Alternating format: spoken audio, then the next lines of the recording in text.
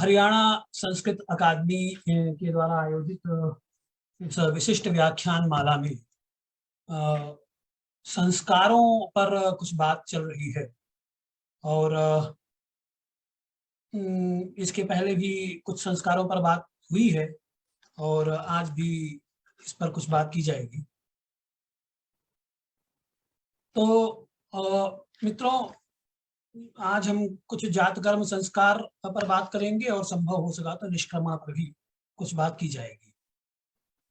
देखिए, समाज और संस्कृति में एक कार्य कारण संबंध है। संस्कृति कार्य है और समाज कारण। समाज ही संस्कृति का निर्माता है और संस्कृति से समाज का अस्तित्व अक्षुण्ण रहता है। अतः दोनों में अन्योन्याश्रय संबंध भी द्योतित होता है। मतलब कि समाज है तभी संस्कृति है और अगर संस्कृति रहेगी तभी समाज भी बना रहेगा। अगर संस्कृति ही मिट गई तो समाज भी नहीं रहेगा। सनातन संस्कृति का जहां तक सवाल है तो यह जीवन को जानने, समझने और इसके माध्यम से लौकिक व अलौकिक आनंद का अनुभव करने का अनुपम तथा आदर्श उदाहरण प्रस्तुत करती है। इस संस्कृति का संक्षिप्त किंतु समग्र स्वरूप अगर आप देखेंगे तो संस्कारों में यह परिलक्षित होता है। चाहे गृहस्थ जीवन में संपन्न किए जाने वाले गर्भाधान आदि संस्कार हो या परिव्राजकों, बटुकों एवं ऋतुजों के द्वारा किए जाने वाले विविध यज्ञ याग आदि संस्कार हों, सभी में जीवन दर्शन तथा अध्यात्म के चरम तक की यात्रा के संकेत प्रत्यक्ष रूप से चाहे क्वचित अप्रत्यक्ष रूप से दृग्गोचर होते ही हैं। अतः संस्कारों को परम पुरुषार्थ की प्राप्ति हेतु सोपान के रूप में भी देखा जा सकता है। इसके साथ ही इसमें नितांत सामाजिकता के भी पग पग पर दर्शन होते हैं। मित्रों, कुछ धार्मिक क्रियाकलापों, कर्मकांडों और सामाजिक औपचारिकताओं का सामूहिक घालमेल मात्र नहीं है संस्कार। या कम से कम अगर सनातन संस्कृति की हम बात करते हैं तो सनातन संस्कृति में जिसे संस्कार शब्द से जाना और समझा जाता है वह तो कम से कम इतना अवरस्तरीय अनुष्ठान नहीं है। तो फिर प्रश्न ये उठता है कि संस्कार का अर्थ क्या है? यह प्रश्न आपके मन में उठना स्वाभाविक ही है। वस्तुतः संस्कार शब्द भारतीय बौद्धिक परिक्षेत्र में बहुत ही प्रचलित और व्यापक शब्द रहा है। चाहे वह दर्शन का धरातल हो, चाहे ज्योतिष का, कर्मकांड का या फिर आयुर्वेद का, आप सर्वत्र इस शब्द को पाएंगे जहां यह शब्द उस शास्त्र की पारिभाषिक मर्यादा में बंधकर अलग अलग अर्थ देता रहा है। किंतु इस शब्द की मूल प्रकृति या मूल भावना में कोई भी बदलाव नहीं हुआ। उदाहरण के लिए हम ले लेते हैं, जैसे यज्ञ कर्म ले लीजिए। तो यज्ञ कर्म में जो पुरोडाश का प्रयोग किया जाता है उसकी विधिवत शुद्धि को मीमांसक संस्कार कहते हैं। ठीक, तो नैयायिक भावों को व्यक्त करने की आत्माभिव्यंजक जो शक्ति है, नैयायिक किसे कहते हैं कि भावों को व्यक्त करने की आत्माभिव्यंजक जो शक्ति है वही गुण विशेष है, वही संस्कार। ठीक, संस्कृत वाङ्मय में कहीं पर स्मरण शक्ति के अर्थ में तो कहीं पर परिष्कार के अर्थ में, और कहीं आप देखेंगे तो आभूषण इत्यादि के रूप में तो क्वचित शुद्धि एवं कुवचित धार्मिक विधान विशेष अथवा कहीं कहीं पर परिणाम इत्यादि अनेक अर्थों में इस शब्द का प्रयोग हुआ है। संस्कार इस शब्द का कहीं इसके अर्थ का शुद्धि अर्थ है तो कहीं धार्मिक विधान विशेष है, कहीं परिष्कार इस अर्थ में, कहीं स्मरण शक्ति के अर्थ में है कि संस्कार जन्य कुछ क्रियाकलाप होते हैं। अब जब संस्कार जन्य क्रियाकलाप कहेंगे तो वहां स्मरण शक्ति भाव होगा।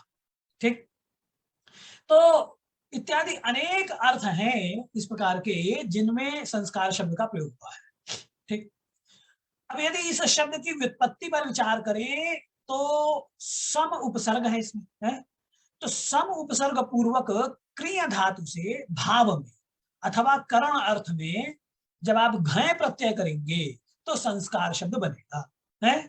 तो भाव अर्थ में क्या हो जाएगा? संस्करणम संस्कार, अर्थात शुद्धि या भूषण का भाव ही संस्कार है। अथवा जब करण अर्थ में आप करेंगे तो संस्क्रियते अनेन इति संस्कार, मतलब जिससे हम संस्कार करें, है? जिस कर्म के द्वारा, जिस विधान के द्वारा, है, यानी कि हम संस्करण का कार्य करते हैं, शुद्धि का कार्य करें या भूषा का, सजावट का, शोभा का, वह सब संस्कार है। ठीक, तो जैसा कि मैंने आपसे पूर्व में ही कहा कि इस शब्द का बहुत अर्थ विस्तार है। शब्द कल्पद्रुम को अगर आप देखेंगे तो अनेक अर्थों पर विस्तार से इसमें विचार किया है और इसके अनुसार प्रतियत्न, अनुभव और मानस कर, ये भी आपको इसके अर्थ मिलते हैं। आपको मेदिनी कोश अगर आप देखेंगे तो उसमें ये तीनों अर्थ उसके मिलेंगे, हैं? इसके अतिरिक्त आप कल्पद्रुम में देखेंगे तो न्याय मतानुसार भी संस्कारों के तीन भेद बताए गए हैं, वेग, स्थिति स्थापक एवं भावना, है? इस प्रकार से संस्कार के को परिभाषित किया गया है।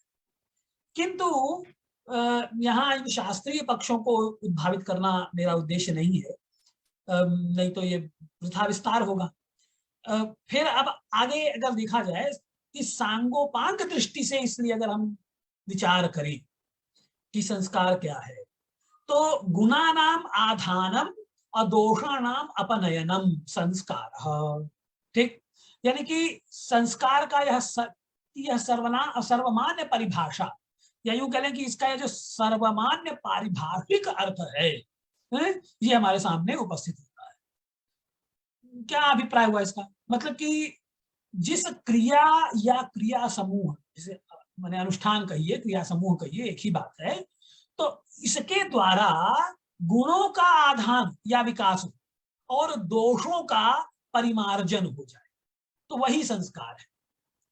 जैसे उदाहरण ले लिया जाए तो मान लीजिए हम समुद्र का उदाहरण ले लें कि समुद्र से अथवा जो खान जो भूमि के नीचे जो तत्व है उसकी अगर हम बात करें तो भूमि के नीचे अथवा समुद्र से, है, इनसे, वो भी तो भूमि के नीचे ही हुआ एक तरीके से देखें तो, है, तो इनसे निकले हुए रत्न या धातु को जब आप विविध प्रसंस्करण विधियों द्वारा मृत्तिका इत्यादि अवांछनीय जो तत्व हैं, इन अवांछनीय तत्वों यानी मलों से अगर आप इसको दूर करके और फिर काट छांट कर उसको तराश करके जब हम निखारते हैं तो यही उस रत्न या धातु का संस्कार है। ठीक, ठीक उसी प्रकार जो गर्भाधान क्रिया है ना, उसके द्वारा उत्पन्न जो शिशु, उसमें जो काम रूपी विकार का फल होने के कारण स्वभावतः विकार युक्त है वह, भाई उसमें काम रूपी काम नहीं होगा तो फिर जन्म ही क्यों लेगा? तो विकार तो लेके ही वो पैदा हो रहा है? तो इसलिए यह जो काम रूपी विकार है, इस विकार से युक्त होने के कारण उस विकारों को उन विकारों को दूर करके उसमें मानवीय गुणों के विकासार्थ किया जाने वाला जो कर्म है वही संस्कार है। ठीक, अब इस संस्कार के तीन चरण हैं, एक मलापनयन, एक गुणाधान और तीसरा है हीनांग पूर्ति। तीनों को थोड़ा सा देख लिया जाए।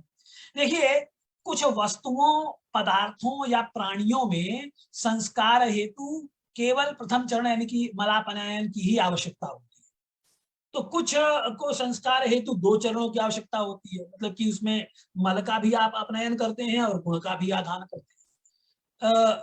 लेकिन कुछ में तीनों चरणों की ही आवश्यकता होती है। अब इसको व्यावहारिक उदाहरण से मैं आपसे कहूं तो जैसे खिड़कियों के कांच हैं, जो दर्पण होता है ना, चाहे दर्पण ले लीजिए, वो दर्पण जो है उसको आप पानी से या रासायनिक पदार्थ से, आजकल हम कोलिन वोलिन बोलते हैं ना, कॉलिन आता है, ये सब केमिकल आते हैं, तो इन केमिकल से अगर आप धो पोंछ देवे अपने कंप्यूटर को, लैपटॉप को, है, तो उससे उसका मल का अपनयन कर देने मात्र से ही वो शुद्ध, वो संस्कृत हो जाते हैं, संस्कार हो गया। किंतु अगर मान लीजिए कोई खिड़की जीर्ण शीर्ण होकर टूट गई है, तो केवल मलापनयन से उसका संस्कार नहीं होगा, अपितु वो मान लीजिए वो जीर्ण शीर्ण हो गई है, तब उसका फ्रेम भी आपको रंग रोगन करना पड़ेगा, है, उसमें चमक या सुदृढ़ता इत्यादि गुणों का आधान करना पड़ेगा भाई। हाँ, अगर वो शीशा खराब है तो शीशा बदलिए, इत्यादि इत्यादि। जो कील निकल गई है तो कील, उसमें कील कब्जा ढंग से उसको फिट कीजिए, है। तो यह तो चमक जो उसमें आपने पॉलिश वॉलिश कर दिया, यह तो आपने उसमें गुणों का आधान कर दिया। लेकिन अब मान लीजिए कि वो एक तरफ से भसक गई है, वो खिड़की टूट कर गिरने वाली है, तब उसमें फिर अब आपको हीनांग हो गया है। अब उस हीनांग को सही करने के लिए आप उसमें कील कांटी कब्जा कुछ लगाएंगे और उसको उसको टांगने लायक बनाएंगे या उसको रुकने लायक बनाएंगे। तो इस प्रकार से हीनांग पूर्ति होती है। ये इसको व्यावहारिक उदाहरण से मैं कहा, उसको उसी प्रकार से लेना चाहिए, है। तो ठीक उसी प्रकार सनातन परंपरा में भी जो गर्भाधानादि संस्कार मनुष्य के पुरुषार्थ चतुष्टय के साधन कहे गए हैं, उनमें भी कुछ तो ऐसे हैं जो मलापनयन कारक है, कुछ गुणों का आधान कराते हैं, तो कुछ संस्कार ऐसे हैं जो हीनांग की पूर्ति करते हैं। जैसे सीमंतोन्नयन है, चूड़ा कर्म है, जात कर्म है, मुंडन आदि संस्कार हैं, ये मलापनयन हेतु किए जाते हैं। आपका जो जात कर्म जिसकी हम आप आज बात करेंगे, ये भी मलापनयन के लिए, आगे इसकी चर्चा होगी। अब विद्यारंभ, उपनयन इत्यादि जो संस्कार हैं, ये मलापनयन से संबंधित नहीं है, बल्कि ये गुणों का आधान करते हैं। ठीक, इन संस्कारों से बालक में अध्ययन हेतु या वेदाध्ययन हेतु अनुकूलता आती है, एक अधिकारित्व उत्पन्न होता है। तो यह जो अधिकारित्व उत्पन्न हुआ, यह गुणों का आधान है, और अध्ययन इत्यादि उसने किया, उससे भी स्वयं गुणों का विकास होगा। अब इसके बाद एक और लीजिए, देखिए, विवाह एवं गर्भाधान संस्कार, ये जो संस्कार हैं ये हीनांग पूर्ति करते हैं। भाई मनुष्य तो है, लेकिन अब उसका विवाह संस्कार नहीं हुआ तो वो अर्ध ही है, पूरा नहीं हुआ। तो अब पूरा होने के लिए उसको श्रौत याग आदि जो जो स्मार्त इत्यादि कर्म हैं, उन स्मार्त इत्यादि बहुत सारे याग आदिकों को करने के लिए सपत्नीक होना आवश्यक होना है, यानी फिर उसके बाद पितृऋण से मुक्ति के लिए पुत्र की आवश्यकता है। तो ये कुछ हीन है, हीनता है उसमें। इस हीनता की पूर्ति के लिए भी कुछ संस्कार होते हैं, जैसे विवाह संस्कार हो गया, गर्भाधान संस्कार हो गया इत्यादि। तो ये इस प्रकार से 3 उद्देश्य समझ लीजिए, और इन उद्देश्यों के आधार पर संस्कारों के भी भेद हो गए, जैसा कि मैंने आपसे कहा।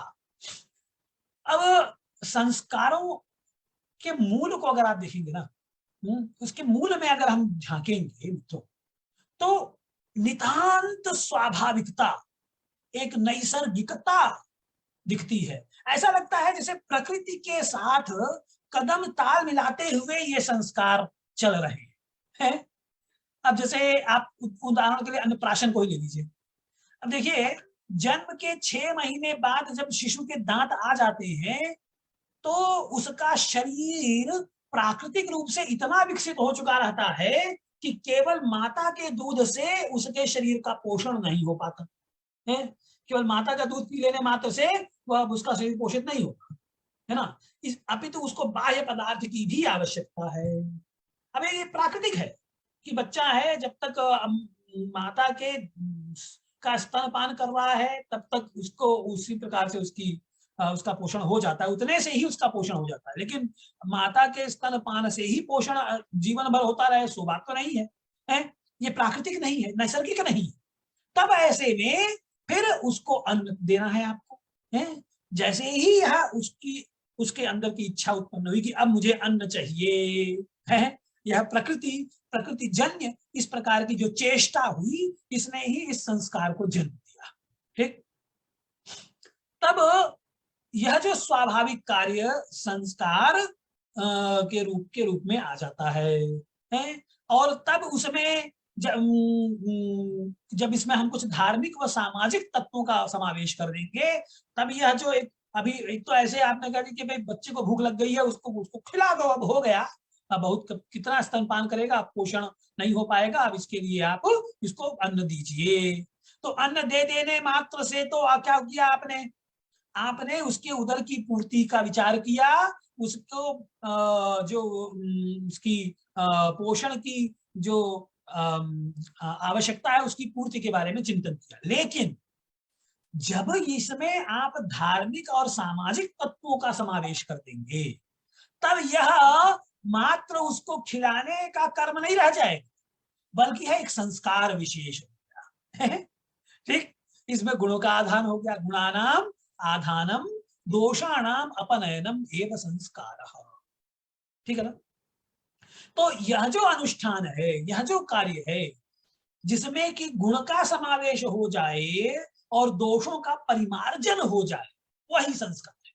ठीक है, तो अब यह समावेश कैसे होता है? तो देखिए, अब इसमें तो यही कह सकते हैं कि जैसे कुल देवता है या ग्राम देवता इत्यादि का पूजन है, इसका जब हम पूजन करते हैं संस्कारों में, तो इस अनुष्ठान में एक धार्मिक पुट आता है।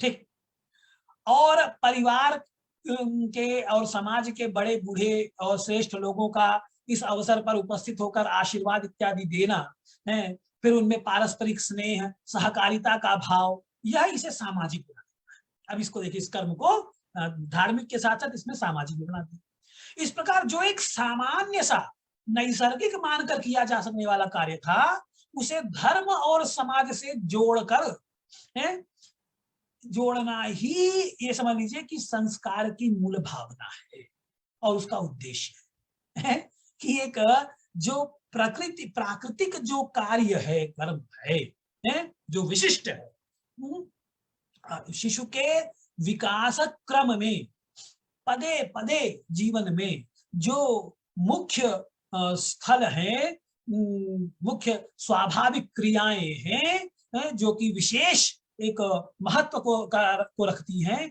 उस समय समाज को और धर्म को जोड़ लेना, यही तो संस्कार का काम है। इसीलिए संस्कार की मूल भावना और उद्देश्य भी यही है।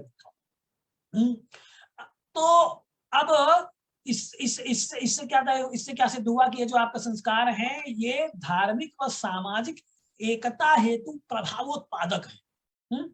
ठीक है ना। अब ऐसा है कि मनुष्य और अदृश्य अलौकिक जो आध्यात्मिक शक्तियां हैं, उनके बीच माध्यम के रूप में संस्कारों के धार्मिक तत्वों का विकास हो रहा है। अतः अनुकूल प्रभावों की प्राप्ति हेतु विविध संस्कारों में धार्मिकता का समावेश न केवल आध्यात्मिक शक्ति व स्वयं के मध्य संबंध स्थापित करने का अवसर दे रहा है, अपितु यह समाज से भी जुड़ने का सरल व विशेष उपाय है। इस प्रकार संस्कारों का उद्देश्य मात्र व्यक्तित्व का विकास ही नहीं है, अपितु मनुष्य का कल्याण और समाज तथा विश्व से उसका सामंजस्य स्थापित करना भी है। यत्र विश्वम भवत्येकनीदम्। अब देखिए, इस संस्कार ने किस सरलता, जो कार्य आप एक वैयक्तिक रूप से कर सकते थे, उसको किस प्रकार से हमने एक सामाजिक और धार्मिक स्वरूप दे दिया और एक सामंजस्य का को स्थापित किया। तो इसलिए आप यूं कह सकते हैं कि संस्कार आपको ये अवसर देते हैं कि आप धार्मिक और सामाजिक एकता को बढ़ावें। ये बड़ा प्रभावी माध्यम है। तो इसमें अब आप भारतीय संस्कारों को अगर आप देखेंगे, सनातन संस्कारों को या भारतीय संस्कृति की ये विशेषता है कि इसमें घर परिवार और समाज का सर्वतोभावेन योगदान होता है। यही एक स्वस्थ और एकीभूत समाज का मूल है, जो आज हम खोते जा रहे हैं। आज कहाँ इस प्रकार से हो रहा है। अगर फिर इसी प्रकार से जो ये अब आपने ये जो हरियाणा संस्कृत अकादमी ने जो यह संस्कारों को लेकर ये जो व्याख्यान माला आयोजित की है, अगर इसको सुनकर इसको सुनने वाले लोग अगर इससे प्रभावित होकर अगर इसी प्रकार से संस्कारों का शास्त्रोचित विधान करें तो देखिए एकता किस प्रकार से बढ़ती है? तो आरंभ तो कहीं से ना कहीं से करना पड़ेगा, है ना। तो अब आप देख लीजिए कि विवाह जो है वो मात्र वर कन्या का ग्रंथि बंधन नहीं है, अपितु इनके संबंधी जो आत्मीय जन है या कहें कि दो परिवारों का एक अलौकिक व अभूतपूर्व बंधन संस्कार है। सिर्फ वर वधु का बंधन संस्कार नहीं है। इस संस्कार की संपन्नता के क्रम में भाई है, बहन है, बुआ, माता, पिता, मामा और उसके अतिरिक्त कुटुंब के सभी सुहागिनों की सक्रिय भूमिका पदे पदे आप देखेंगे जब विवाह संस्कार होगा। इसके अलावा आप देखिए तो वर कन्या दोनों पक्षों के माता पिता व संबंधी बड़े उनकी इसमें भूमिका रहती है, चाहे वो वरेक्षा हो जिसे वरक्षा कहते हैं, चाहे तिलक हो, मटकुड़वा हो, मृतिकोट पातन जिसे कहते हैं, मंडप है, द्वार पूजा है, लाजादान है, प्रत्येक अनुष्ठान ये बिना सगे संबंधियों के सहयोग के उनके सहभागिता के संभव ही नहीं है। बहुत सारे संस्कार ऐसे हैं, है ना। तो अब देखिए विवाह में क्या होता है, वर और कन्या दोनों को हल्दी लगती है। यह कार्य हरिद्रानुलेपन जिसे हम लोग बोलते हैं। अब इसमें इसको करता कौन, तो सौभाग्यवती स्त्रियां करती हैं। अब वो क्या करेंगी कि भाई विवाह के 2 या 3 दिन पूर्व ही शुभ मुहूर्त में एक कटोरे में पीसी हल्दी, तेल, दूब, जौ का आटा और दही मिलाकर रख लेंगे और फिर वर और कन्या को मंडप में ले जाकर पुरोहित के द्वारा जब वो आचमन, मार्जन, स्वस्थ वाचन इत्यादि जब ये सब पूजन इत्यादि हो जाएगा ना, तदनंतर आवट खुदाया जाएगा और फिर पूजन करके उसमें आम व केले के पत्ते हैं, बांस, हलीशा जो आपका हारिस है, हारिस की लकड़ी, उसको अक्षत, दूब, सुपारी, हल्दी आदि द्रव्य को स्थापित करते हैं और फिर पूजन करके दुर्वांकुर से मंगला पूर्वक हरिद्रा को पुरोहित वर को लगाता है। अब जब उसने लगा दिया उसके बाद से कुटुंब की सभी सौभाग्यवती स्त्रियां इस कार्य को करेंगी। इसके बाद एक रक्षा सूत्र को लोहे की अंगूठी, पीली सरसों, सुपारी, कौड़ी इत्यादि को लपेटकर वर एवं कन्या के हाथ में पुरोहित बांध देगा।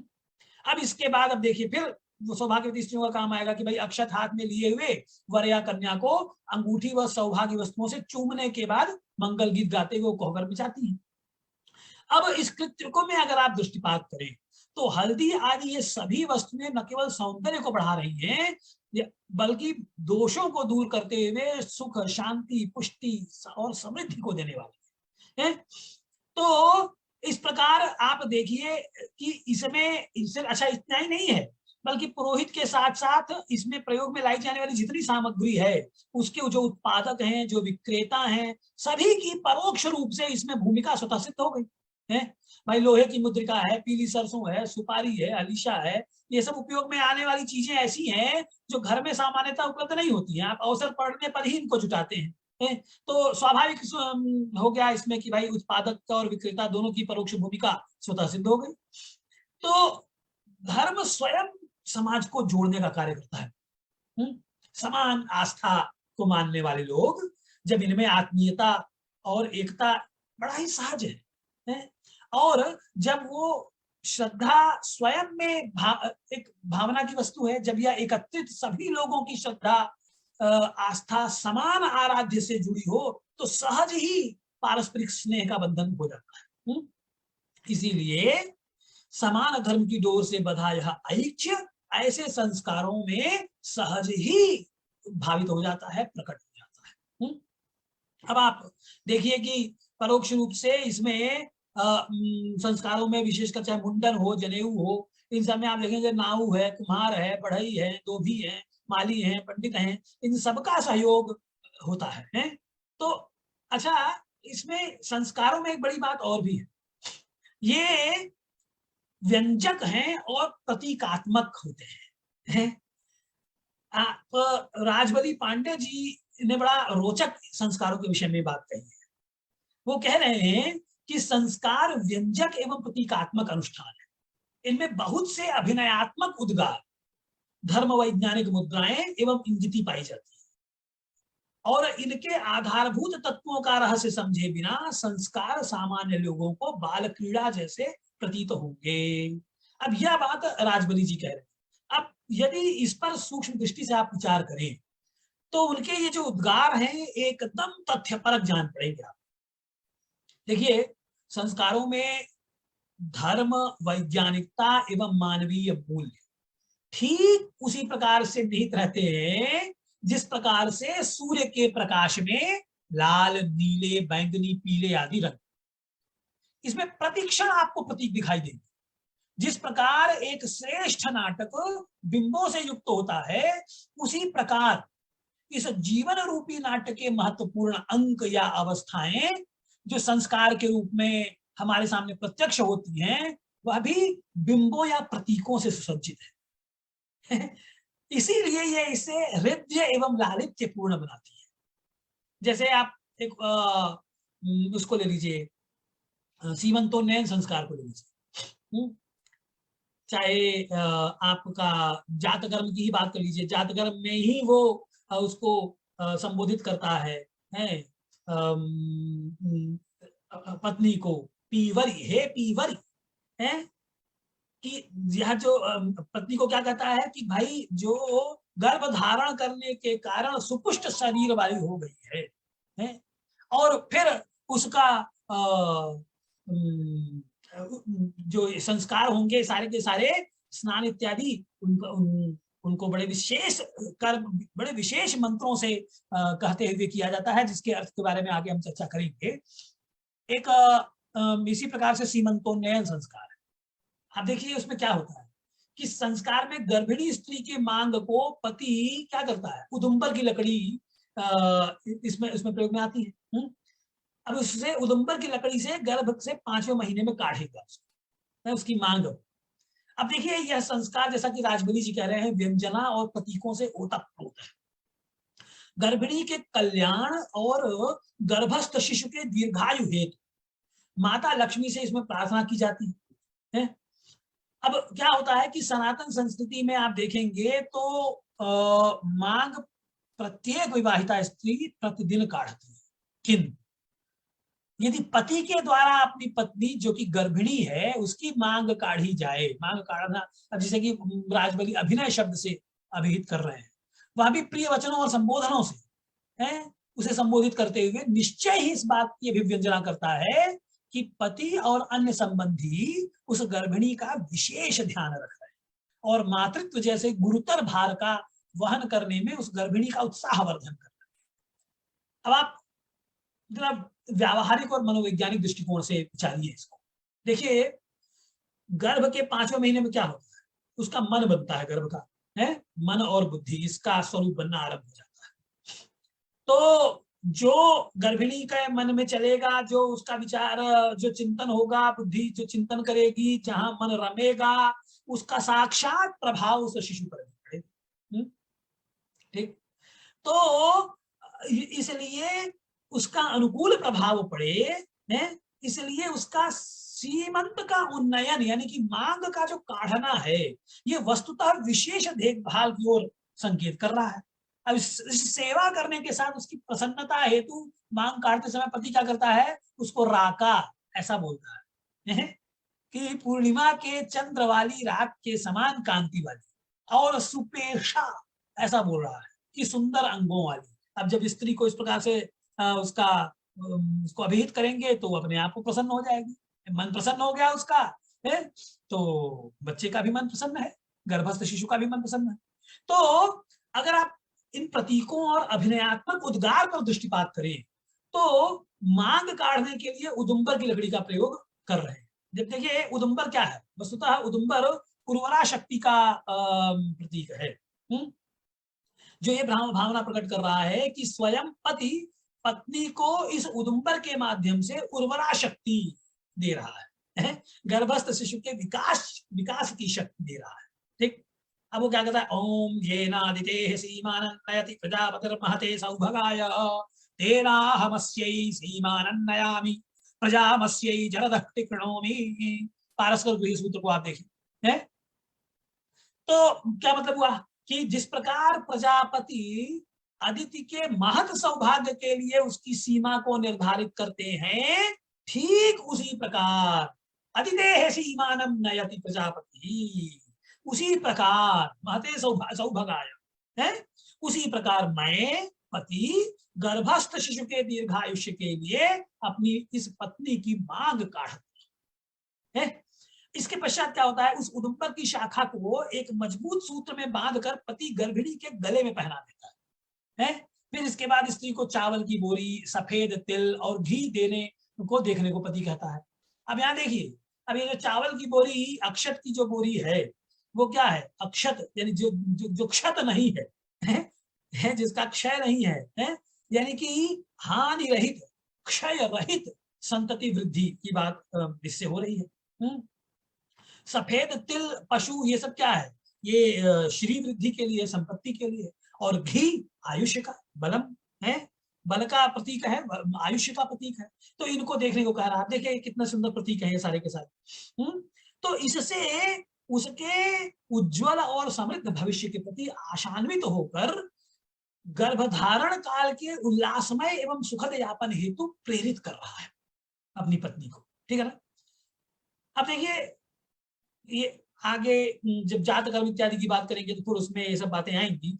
देखिए, संस्कार के भेदों को भी अगर हम बात करें तो आप दो प्रायः उसके भेद मिलते हैं आपको, ब्राह्म और दई। गर्भाधानादि स्मार्तो ब्राह्म और पाक यज्ञाः हविर यज्ञाः सौम्यश्च दैव इति। हारीत ऐसा कहते हैं। सौम्याः सोमयागा अग्नुष्टोमादयः हैं, ते च ब्राह्माः षोडश। तो जो ये गर्भाधानादि जो संस्कार है ना, ये स्मार्त है, ब्राह्म है। ठीक।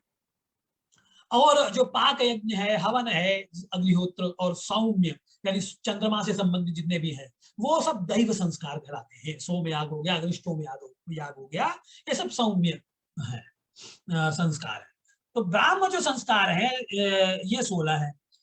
इसको व्यास कह रहे हैं, गर्भाधानम पुंसवनम सीमंतो जात कर्म च नाम क्रिया निष्क्रमणोन्नाशनम वपन क्रिया कर्णवेधो व्रतादेशो वेदारंभ क्रिया विधि केशांत स्नानमुद्वाहो विवाहाग्नि परिग्रह त्रेताग्नि है संग्रहश्चेदी संस्काराः षोडश स्मृताः।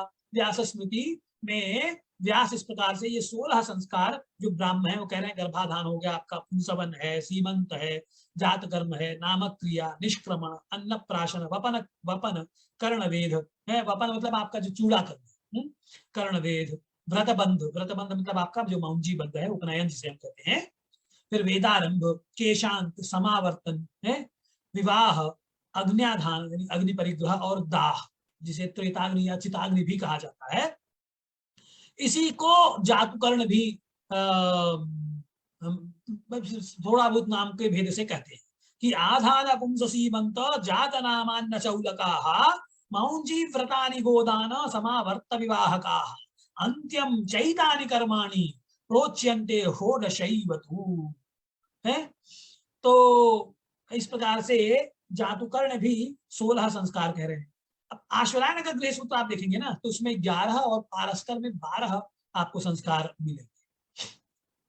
गौतम क्या करते हैं कि ब्राह्म और दैव दोनों संस्कारों को मिला के कुल 48 संस्कार होते हैं। और इनमें से पहले जो 8 संस्कार हैं वो तो जो महर्षि जातुकर्ण कहे द्वारा कहे गए हैं, आरंभिक 8 संस्कार वही हैं। फिर 9 से लेकर 12 तक जो 4 वेद व्रत हैं वो संस्कार हो गए। इन 48 संस्कारों की मैं बात कर रहा हूँ। फिर 13वां आपका समावर्तन, 14वां सहधर्मिणी संयोग, 15 से 19 आपके देव यज्ञ, ऋषि यज्ञ, मनुष्य यज्ञ और पंचमहाभूत यज्ञ। फिर 20वां अष्टका, 21वां पार्वण, 22वां श्राद्ध, 23वां श्रावणी, 24वां आग्रहायणी, 25वां चैत्री, 26वां आश्वयुजी, फिर 27 से 33 तक अग्न्याध्याय, अग्निहोत्र, दर्श पौर्णमास्य, चातुर्मास्य, आग्रायणेष्टि, निरूढ़ पशुबलि, सौत्रामणि।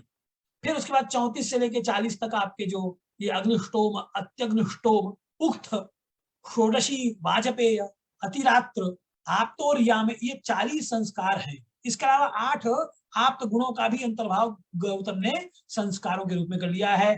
ठीक है, ये 8 कौन कौन है? दया, क्षमा, अनसूया, शौच, अनायास, मंगल, अकारपण्य और औस्पृहा। ठीक, अब ये जो मैंने आपसे पहले कहा हारित के मत का उल्लेख किया, अगर जो गौतम की तुलना में अगर हम देखें तो बहुत ही परवर्ती आचार्य हैं ये हारित। इन्होंने स्पष्ट रूप से संस्कारों में 2 भेद कर दिया, और गृहस्थों यानी स्मारकों के लिए ब्राह्म संस्कार एवं मुमुक्षु जो अग्निहोत्र हैं उनके लिए, अग्निहोत्रियों के लिए दैव संस्कार का विभाजन कर दिया। यही जो विभाजन हुआ, इसी के आधार पर कालांतर में 16 जो आपके ब्राह्म संस्कार हैं ये व्यक्तित्व की शुद्धि के लिए अत्यावश्यक समझे, अत्यधिक प्रचलन में आ गए और संस्कारों के रूप में ये रूढ़ हो। देखिए, संस्कारों के विषय में जब कोई भी संस्कार हो उसमें 2 चीजें ध्यातव्य है, थोड़ा ध्यान रखना चाहिए। एक तो कि अधिकारी, तो देखिए शुरू के जो गर्भाधान आदि 13 संस्कार हैं इनका अधिकारी पिता होता है। पिता रहेगा तभी ये संस्कार होगा और पिता ही करेगा। ठीक, और बाद के अंतिम के जो 3 संस्कार हैं विवाह से लेकर, वो उसका अधिकारी स्वयं पुत्र होता है। ठीक, त्रयोदशानाम आद्यानाम अधिकारी पिता भवेत्, इतरेषां त्रयाणाम स्यात् अधिकारी स्वयं सुतः। ठीक, तो एक तो यह ध्यातव्य है। दूसरा एक जो विशेष है वो है शाखोक्त विधान।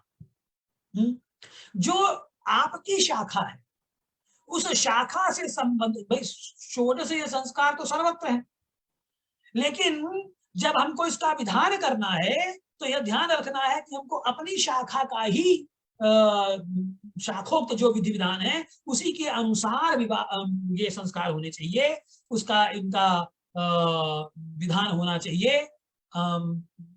अर्धजर्तीय नहीं होना चाहिए कि कुछ हमारी शाखा का ले लिया कुछ दूसरे की शाखा का ले लिया है, उसको शाखा रंड कहा। न जातु पर शाखोक्तम बुधः कर्म समाचरे, आचरण पर शाखोक्तम शाखा रंड स उच्यते।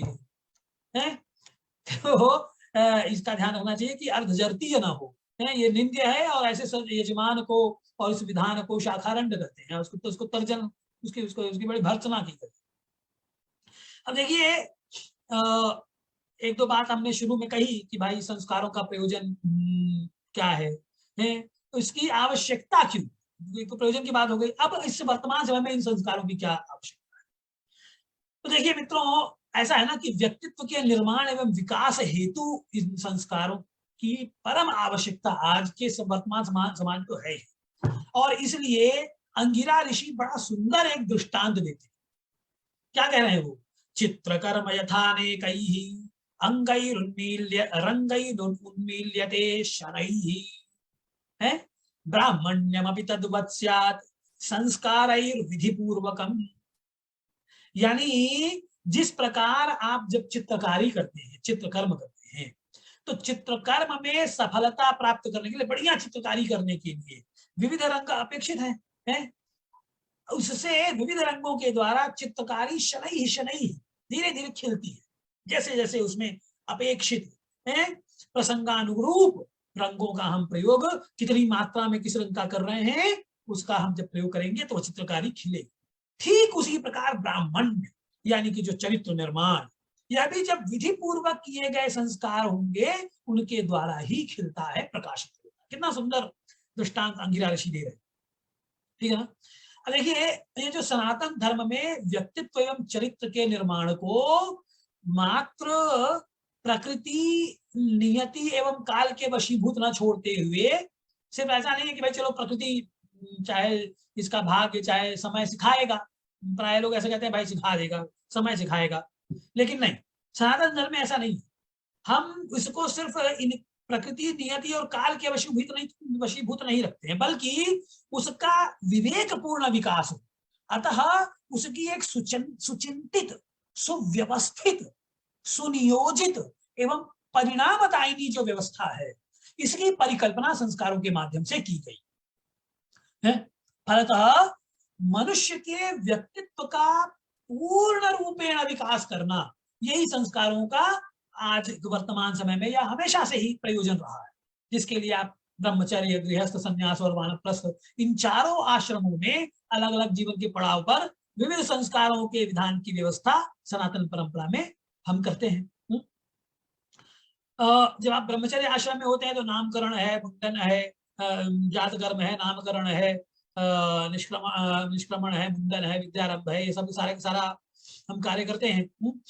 अब इन दोषों को, विकारों को दूर करके बौद्धिक विकास की यात्रा में हम क्या करते हैं, उसको अग्रसर करने के लिए ये सर्वोत्तम प्रयास है? अगर आप उसको बौद्धिक रूप से विकसित करना चाहते हैं तो ये आवश्यक है। ठीक। अब ये आवश्यक इसलिए है क्योंकि देखिए, जीवन की आधारशिला इस ब्रह्मचर्य आश्रम पर ही टिकी है। तो इसलिए प्रारंभिक अवस्था में जितना संस्कार आप दे देंगे वह एकदम सुदृढ़ रहेगा और यही अवस्था एकदम अनुकूल रहती है। इसके बाद तो मनुष्य के कुछ अच्छे बुरे संस्कार अभ्यास ऐसे दृढ़ हो जाते हैं कि आप अधिक संस्कार की व्यवस्था कुछ बाद में करेंगे तो उसका कोई प्रभाव नहीं पड़ेगा, वो सब निष्फल हो जाए। जैसे आजकल प्रचलन चला है कि विवाह के समय यज्ञोपवीत उपनयन करते हैं, इसका क्या मतलब है? कोई उद्देश्य नहीं, कोई सार्थकता नहीं, करे ना करे व्यर्थ ही है। तो देखिए, जब तक घड़ा कच्चा है ना, आप घोंक पीट कर, सहारा देकर, तपा कर यथेष्ट आकार दे सकते। एक बार पक गया फिर क्या, फिर आप यथेष्ट आकार देंगे या कि देने के चक्कर में फूट ही जाएगा।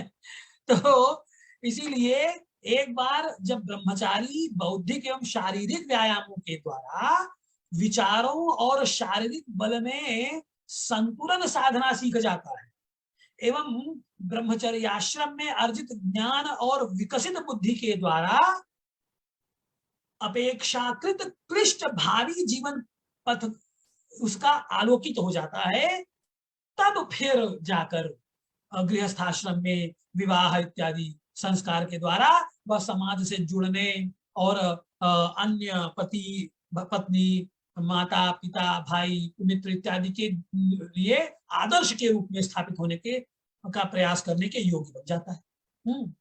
तो फिर गृहस्थाश्रम में आइए, तो गृहस्थाश्रम के समाप्त होते होते 15 संस्कारों के द्वारा संस्कृत हो गया आप, है? इसलिए अब संस्कारों की आवश्यकता नहीं है। अब तो फिर अध्यात्म के जब वो मार्ग में अग्रसर होना नहीं चाह रहा है, अगर हो रहा है तो फिर वो दैव संस्कार जो बताया गया शुरू में उनपे उनकी ओर अग्रसर है, तो और नहीं तो अगर वो स्मार्त ही है तो फिर तो अंत्येष्टि अंतिम संस्कार रह गया। इसके साथ ही देखिए, अशुभत्व का नाश भी इसका विशेष प्रयोजन है संस्कार, कि आप इनके माध्यम से अशुभत्व का नाश करते हैं। कैसे होता है? इसका उत्तर यह है कि अशुभत्व का नाश हेतु कुछ चरणबद्ध विधियां हैं। प्रथम चरण में प्रथम विधि अपनाई जाती है। देखिए क्या होता है कि हम भूत आदि जो अशुभ शक्तियां हैं उनको बलि देकर संतुष्ट करते हैं, जिससे वह किसी प्रकार की क्षति न पहुंचाए, और ये जो भूतादि शक्तियों को बलि प्रदान करते हुए, इसीलिए गदाधर कह रहे हैं, क्या कहते हैं? ततस्तुष्ट तुष्ट एनं एनं कुमारम मुंच इति, ऐसा कहते हैं। तो जब भूतादि की बलि आपने दे दी है तो वो शक्तियां क्षति नहीं पहुंचाएंगी। फिर इसके बाद और सुदृढ़ किया, आप क्या किए कि भाई गणेश जी की, देवी की उपासना किए हैं भाई। जब गर्भ में शिशु होता है ना, तब उस समय कुछ अशुभ शक्तियां गर्भ के नाश हेतु उपस्थित होती है, जिनके अपनयन हेतु माता लक्ष्मी का आवाहन किया जाता है। भाई आप देखिए, आश्वलायन गृह सूत्र में स्वयं कह रहे हैं कि आश्वलायन जी कि पत्न्याः प्रथमजं गर्भम अत्तु कामाः सुदुर्भगाः हैं, वो उसको खाने के लिए जो राक्षसियां हैं, जो भूत शक्तियां हैं, जो राक्षसी शक्तियां हैं, वो प्रवृत्त होती हैं। आयांति काश्चिद राक्षस्यो रुधिराशन तत्पराः तासां निरसनार्थाय श्रियमावाहयेत् पति सीमंतकर्णी लक्ष्मी तासाम आवहति मंत्रतः। ठीक, तो गर्भभक्षण के लिए वो आती है, इसलिए श्री उनसे बचाने के लिए और श्री का आवाहन करने के लिए सीमंतोन्नयन कर्म में लक्ष्मी का आवाहन करता है? तो इससे अशुभ की निवृत्ति होती है। अच्छा, आप देखिए, ये कुछ गुप्त रीति भी अपनाई जाती है, जैसे कि जैसे मुंडन इत्यादि जो संस्कार होते हैं, तो उसको क्या करते हैं आप, जो वो केश कर्तन हो गया उसको गाय के गोबर के पिंड के साथ मिलाते कर गोष्ठ में गाड़ देते हैं, अथवा आटे में उसको डालकर नदी में फेंक देते हैं, ताकि अशुभ शक्तियां इसका दुरुपयोग न कर सके। ठीक, तो अशुभत्व के निवारण हेतु कभी कभी प्रतिकृति यानी प्रतिरूप से, तरीका से भी ये संस्कार संस्कार किए जाते हैं। ठीक, तो अच्छा, फिर इसके अलावा शुभत्व का भी आधान इनसे होता है। और इसके अलावा परम पुरुषार्थ की प्राप्ति में भी ये सहायक होते हैं। अब देखिए, कुछ जात कर्म संस्कार की बात की जाए। देखिए, आचार्य विष्णु क्या कह रहे हैं? आचार्य विष्णु कह रहे हैं कि जात कर्म ततः कुर्यात् पुत्रे जाते यथोदितम। जात कर्म करना चाहिए किसमें? जात, और जात कर्म के पहले सोष्यंती कर्म होता है। क्या होता है? कहते हैं कि सोष्यंती प्रसव शूलवती, प्रसव काले शूलादि प्रसव वेदनान्वितां स्त्रियं भर्ता अद्भि जलेन अभ्युक्षति। जो सोष्यंती है, सोष्यंती का क्या अर्थ हुआ कि प्रसव वेदना जिसको है? तो प्रसव वेदना से जो युक्त स्त्री है उसके लिए संज्ञा दी सोष्यंती है। तो सोष्यंती को भरता जो पति है ना, वो जल से उसका अभ्युक्षण करता है, उस पर जल छिड़कता है। क्या और क्या करेगा? वो मंत्र बोलेगा, ए जतु दशमास्यो, इस प्रकार के मंत्र बोलेगा। जब आप गृह कारिका देखिए तो उसमें स्पष्ट कहते हैं कि जात कर्माधुना वक्ष्ये सर्वशास्त्रम विविच्यतु प्रसवार्थम शूलवतीम अद्भिरभ्युक्षति स्त्रियम मंत्रेण ईजतु दशमास्य एतेन प्राक्तनेन तु। है कि जात कर्म, मैं कहता हूं सर्वशास्त्रम विविच्य अधुना जात कर्म वक्ष्ये, प्रसवार्थम शूलवतीम अभ्युक्षति, शूलवतीम स्त्रियम प्रसवार्थम शूलवतीम स्त्रियम अभ्युक्षति। केन? तो एजतु दशमास्य एतेन मंत्रेण प्राक्तनेन तु। तो जब अभ्युक्षण कर देता है उसके बाद अवराव पतन संज्ञक मंत्र का जप करता है। अवराव पतन मंत्र का जप करेगा भर्ता, स्वामी, पति है। अथावराव पतनम वै तो प्रश्निशेवले गुंशुने जरायुवत्तवे नैव माग्मुंसेन पीवरिन कस्मिंश्चनायतनमवजरायुपद्यताम् इति। इस प्रकार से मंत्र बोलते हुए वो करेगा। जरा इस मंत्र को भी खोलेंगे, ये इसकी भी बात की जाएगी। देखिए, अवर, अवर कहते हैं जरायु है, अवरो जरायु है। तो गर्भावरक चर्म विशेष, जो गर्भ का आवरण रहता है ना, जिससे गर्भ आवृत रहता है, ढका हुआ रहता है, वह चर्म विशेष। तो उस चर्म विशेष का पतन होवे, तस्य एव अधः पतनम, पतन हेतु मत्वैति मंत्रम जपति पिता है। रेणु क्या, आचार्य रेणु क्या कह रहे हैं? कहते हैं यदा जरावधो याति अवैतु पृष्ठिरित्ययम् मंत्रम जपेत स तन्निक्षेत सोष्यंती दोष दर्शना।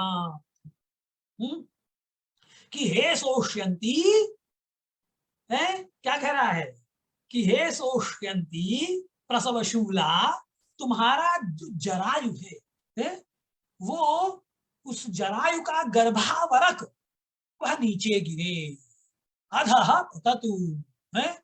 अब वो कैसा है? किम भूतम? तो कहते हैं कि प्रश्निशेवलम, यानी विविध प्रकार के पित्त से, जातोपचित से युक्त है।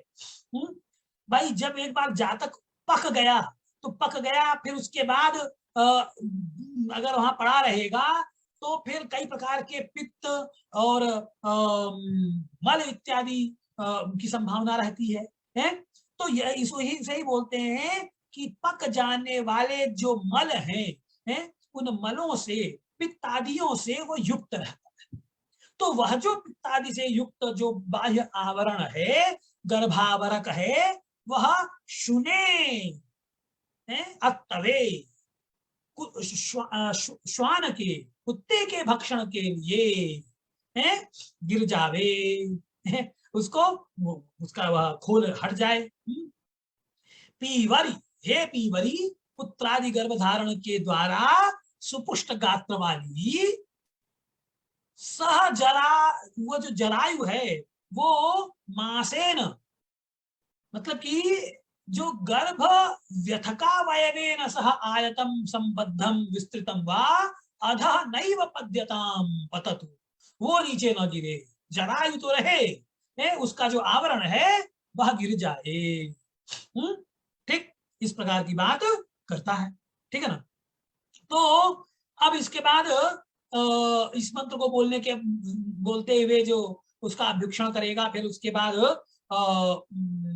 जो उत्पन्न जो जातक है उसका जब नाल कटी नहीं रहेगी, है, जो अच्छिन्न नाड़ी रहेगी, अच्छिन्न, उसी समय मेधा जनना पुष्य करेगा, है।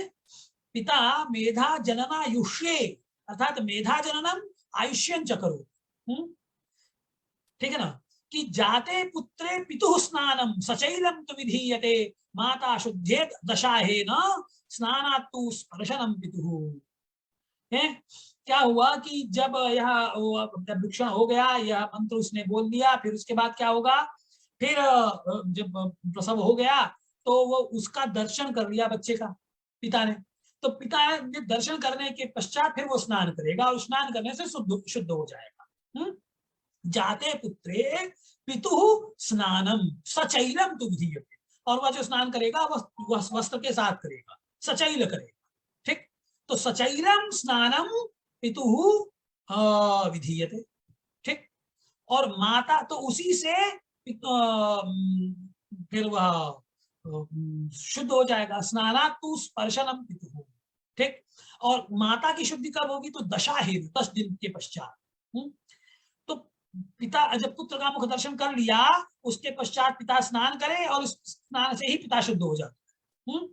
इसके लिए आश्वलायन कह रहे हैं कि जातम कुमारम तम दृष्ट्वा स्नात्वा नीय गुरून् पिता नान्दी श्राद्धावसाने तु जात कर्म समाचरे, है कि अगर द्रव्य या अब देखिए क्या हुआ कि भाई जब एक बार देख लिया फिर वो स्नान करेगा, गुरु इत्यादि का को बुलावेगा, है, नांदी श्राद्ध इत्यादि का इत्यादि हो जाने के बाद फिर जात कर्म में प्रवृत्त होगा। अब उस समय कह रहे हैं कि मान लीजिए द्रव्य नहीं है, या गुरु नहीं है, ब्राह्मण नहीं है, या पिता ही प्रवास पर है, तब ऐसे में हेम श्राद्ध करता है। इसका वर्णन के लिए आपको कर्म कांड को देखना चाहिए। तो हेम श्राद्धम प्रकुर्वीत यस्य भार्या रजस्वला, ठीक। अब जात कर्म कब करना है इसके बारे में कुछ बात करते हैं। देखिए, आश्वलायन नाभिच्छेदन के पूर्व जात कर्म के विधान की बात करते हैं, तो गर्ग पश्चात यानी बाद में गर्भ ये होना चाहिए, इस प्रकार की बात करते हैं। प्राण नाभिकर्तनात् कार्या जात कर्म क्रिया विजयी, जो जात कर्म है ये प्राण नाभिकर्तनात् कार्य, नाभिकर्तन के प्राक ही यह जात कर्म करना चाहिए। स्नात्वा सचैलवत् शुद्ध, एक बार जब सचैल स्नान कर लिया उससे उसके बाद शुद्ध हो गया, शीत गंधादि से आभूषित हो गया, फिर इसके बाद यह जात कर्म करना चाहिए, ऐसा आश्वलायन कहते हैं। और गर्ग क्या कह रहे हैं कि भाई स्तनपान के पहले और नालोच्छेदन के पश्चात, यानी जब नालोच्छेदन हो जाए और उसके बाद स्तनपान हो, उसके पहले ही जात कर्म कर ले वे। अब देखिए जात कर्म की विधि में क्या कहते हैं कि सबसे पहले दो चीज, जात कर्म में दो चीजें होती हैं, एक मेधा जनन और एक आयुष्य। तो मेधा जनन क्या है, इसके लिए क्या करते हैं कि अनामिकया सुवर्णांतरहितया मधु घृते प्राशयति घृतम वा, है कि सुवर्ण से आच्छादित अनामिका अंगुली जो रहेगी ना, उससे मधु एवं घी को एकाकार करके कुमार को खिलाएगा, चटाएगा, या केवल घी रहेगा तो घी चटा देगा। इसीलिए मनु कहते हैं कि मंत्रवत प्राशनम चास्य हिरण्य मधु सर्पिषाम, मधु और सर्पिष यानी घी से और हिरण्य से उसका प्राशन होना चाहिए। अब एक इसमें विशेष बात यह है कि यदि कन्या है तो उसका जातकर्म अमंत्रक होता है। उस समय मंत्र को नहीं बोलेंगे, जिस मंत्र की मैं आगे चर्चा करूंगा, और कुमार पुत्र रहेगा तो मंत्र बोलेंगे। याज्ञवल्क्य के स्वयं कहते हैं कि तूष्णी मेता क्रिया स्त्रीणाम विवाहस्तु समंत्रकः, है उनकी ही ये सारी की सारी क्रियाएं स्त्रियों की तूष्णी यानी कि उसका जात कर्म करना है तो बिना आमंत्रक रहेगा, वो विवाह इत्यादि उसके समंत्रक रहते हैं। मंत्र क्या कह रहा है? भूस्त्वयि दधामि भुवस्त्वयि दधामि स्वस्त्वयि दधामि भूर्भुवस्वः सर्वं त्वयि दधामि। ये मंत्र बोलते हुए पिता उसको कुमार को खिलाएगा। फिर आयुष्य कर्म होगा। तो जब आयुष्य कर्म करेगा तो आयुष्यम करोति नाभ्याम दक्षिणे वा कर्णे जपत्यग्निरायुष्मान स वनस्पतिभिरायुष्मान तेन वायुष्मान स्तम करोमि सोम आयुष्मान स औषधि। इस प्रकार से मंत्र बोलते हुए अब ये आयुष कर्म का विधान करेगा, है ना। तो इसमें त्रायुहं जमदग्ने है, इसका इस मंत्र का भी ये जप करेगा, है ना। रेणुकारिका कहती है कि तस्यैव दक्षिणे कर्णे नाभ्याम वा त्रिर्जपेत अमुम मंत्रम पिताग्निरायुष्मान इति त्रिश्च त्रियायुषम। 3 बार उसके दाहिने कान में और चाहे नाभि के पास, है ये त्रायुहं जमदग्ने है, इस मंत्र को का जप करेगा। इसीलिए क्या कहते हैं? तस्यैव दक्षिणे कर्णे नाभ्याम वा त्रिर्जपेत अमुम मंत्रम पिताग्निरायुष्मान इति त्रिश्च त्रियायुषम, है कि इस प्रकार से इस मंत्र का जप करते हुए वो करेगा। ठीक है ना। अब ये कब करना चाहिए? तो इसके लिए जात कर्म, ये मुहूर्त चिंतामणि कार कहते हैं कि तज्जात कर्म शिशोर विधेयम परवाख्य रिक्तो न तिथौ शुभेर्मि एकादशे द्वादशके घस्रे मृदु ध्रुव क्षिप्र चरोषु स्यात्, है कि यह जो जात कर्म है ये शिशु का हम कब करेंगे? तो परवाख्य पर्व के में नहीं करेंगे हम। पर्व से क्या अभिप्राय है? तो ग्रहण का समय हो, चाहे ये जो पूर्णिमा अमावस्या, इसको छोड़ देते हैं, रिक्ता तिथि का त्याग कर देते हैं, इन तिथियों का त्याग करके शुभ दिन में, शुभ दिन मतलब कि आपका गुरुवार हो गया, बुधवार हो गया, शुक्रवार हो गया, है तो इन दिनों में एकादशे द्वादशके भी घस्रे, है अगर उस समय नहीं कर सके शुरू में तो 11वें या 12वें दिन यह जात कर्म किया जाता है। ठीक, तो इसलिए ऐसे में तो ये क्या नाम है कि गर्ग का जो वचन है ना, वही उचित प्रतीत होता है कि भाई नाल तब तक तो रहेगी नहीं, तो इसलिए नाल का कर्तन हो जाए और नाल कर्तन होने के पश्चात फिर स्तनपान के पूर्व ये करना चाहिए। तो अच्छा, फिर इसमें कहते हैं कि 11वें अथवा 12वें दिन हो गया है, और जो नक्षत्र बता रहे हैं कौन से नक्षत्र हैं? तो मृदु है, यानी कि जो मृदु नक्षत्र है यानी कि मृगशिरा है, रेवती है, चित्रा है, अनुराधा है इन नक्षत्रों में, अथवा ध्रुव जो नक्षत्र है यानी रोहिणी और उत्तरात्रय, फाल्गुनी, उत्तराषाढ़ा और उत्तरा भाद्रपद है, उत्तर भाद्रपद, इसमें चाहे एक जो क्षिप्र नक्षत्र है यानी कि हस्त हो गया, अश्विनी हो गया, पुष्य हो गया, अभिजित हो गया, इनमें, अथवा जो चर नक्षत्र है यानी स्वाति, पुनर्वसु, श्रवण, धनिष्ठा या शतभिषा, इन नक्षत्रों में जात कर्म किया जाता है। ठीक। अच्छा, फिर इसी प्रकार से निष्क्रमण के लिए भी यही यही नक्षत्र और इन्हीं शुभ दिनों में यह निष्क्रमण का संस्कार भी करते हैं। और अब इसके विषय में फिर विस्तार से यह विधि किस प्रकार से की जाती है, इसके विषय में फिर विस्तार से कहा जाएगा। तो इन्हीं शब्दों के साथ मैं अपनी वाणी को विराम देता हूँ।